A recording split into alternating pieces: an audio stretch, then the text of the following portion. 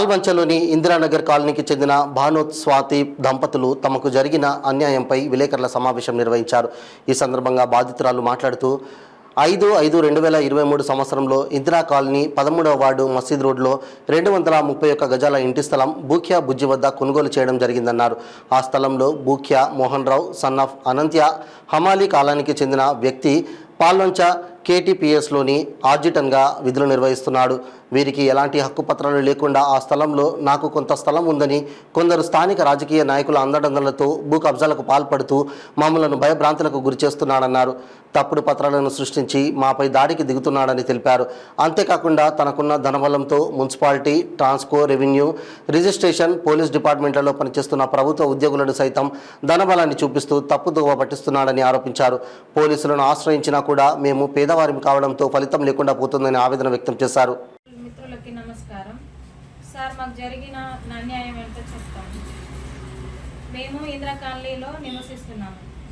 13వ వార్డులో సుఖ్యా వాళ్ళ కోడలు బుఖ్యా బుజ్జి అనే వ్యక్తి దగ్గర 231 గజాలు భూమిని కొన్నాము. దానికి 5వ తారీఖు 5వ నెల 2023 కొని రిజిస్ట్రేషన్ చేయించుకున్నాము. అట్టి భూమిలో ఆ భూమిలో సగము మాది అని చెప్పేసి బుఖ్యా మోహన్ వాళ్ళ భార్య అక్కల వాళ్ళు వచ్చి కబ్జా కూర్చున్నారు.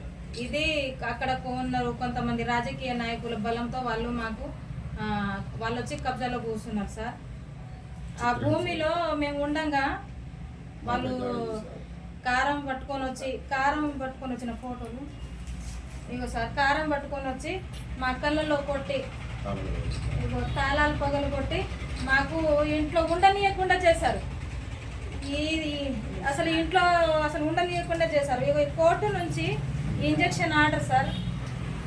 కోర్టు నుంచి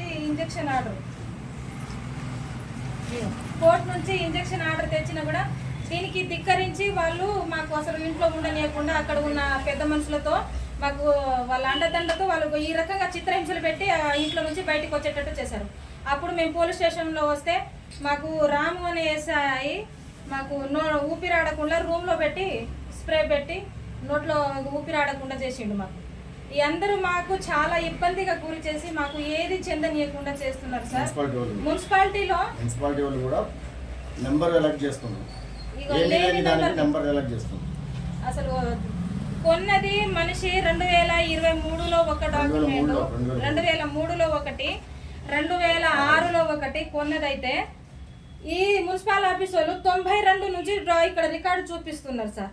ఇది ఎందుకు అట్లా వచ్చిందంటే ఇక అట్లనే వస్తుంది, మిస్టేక్ అయింది, మా తప్పిదం జరిగిందని వాళ్ళు చెప్తున్నారు. దీనికి ఏం చేయాలంటే చేద్దామని వాళ్ళు సాగదీస్తూనే ఉన్నారు, కానీ మాకేం న్యాయం జరగట్లేదు. అసలు సబ్ స్టేషన్ లో సార్ ఇది కోర్టులో నడుస్తుంది, దీనికి మీటర్ ఇవ్వద్దని చెప్పినా కూడా వాళ్ళు పట్టించుకోకుండా ఇప్పుడు మీటర్ ఇచ్చారు సార్. వాళ్ళు అసలు ఎందుకు ఇచ్చారు సార్ అని మొన్న పోయి అడిగితే చూద్దాంలే అని చెప్పేసి వాళ్ళు మాకు అసలు ఏది దగ్గర రానియకుండా చేస్తున్నారు సార్. అసలు దీనికి అసలు ఎక్కడ పోయినా కొత్తగూడెం SP ఆఫీస్ దగ్గర పోయినా ఆ SP సార్ ఏమో DSP దగ్గర పంపించారు, DSP సార్ SI దగ్గర పంపించారు. SI సార్ దగ్గర వచ్చేసరికి ఇక్కడ రాజకీయ నాయకులతో చేతులు కలుపుకొని మాకు ఏమీ చేయకుండా మాకు ఏది దక్కకుండా మాకు ఇంట్లో నుంచి పోయేటట్టు చేసింది సార్. అసలు ఇప్పుడు ప్రెస్ మీట్ దేనికి పెట్టినా చెప్పమ్మా. ఇప్పుడు ప్రెస్ మీట్ దేనికి పెట్టినా ఇక్కడ తిరిగినా మాకు న్యాయం జరగలేదు.